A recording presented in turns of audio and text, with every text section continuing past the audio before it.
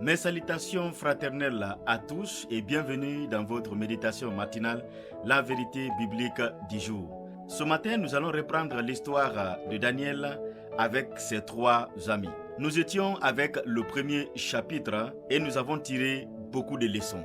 Ce matin, voici la leçon que je veux partager avec vous. La fermeté dans l'engagement. Oui, en tant qu'enfant de Dieu, il faut être ferme dans son engagement, dans sa foi, dans sa marche avec Dieu. Vous allez remarquer dans le chapitre 1er, Daniel et ses trois amis ont pris un engagement de ne pas s'essuyer avec les aliments du roi, mais de se nourrir seulement qu'avec les légumes. Pendant 10 jours, ils ne mangeaient que des légumes. Ils sont restés fermes dans leur engagement. Je suis sûr que ce n'était pas facile, mais à cause de la fermeté de leur engagement, ils ont tenu jusqu'au bout. Mes frères et sœurs, voici un exemple qui peut nous motiver en tant qu'enfants de Dieu à être fermes dans notre engagement, dans notre marche avec Dieu.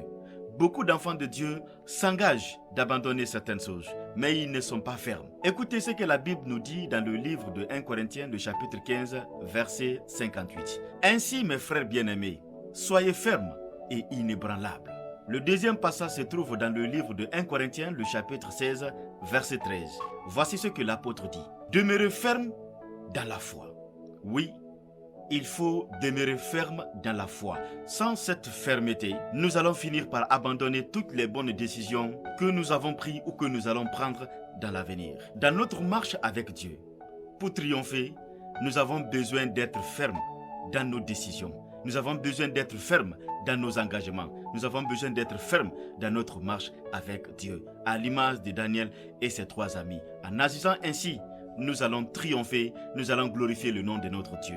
Je vous donne rendez-vous demain par la grâce de Dieu, mais d'ici là, je vous exhorte de demeurer ferme dans votre engagement et dans votre marche avec Dieu.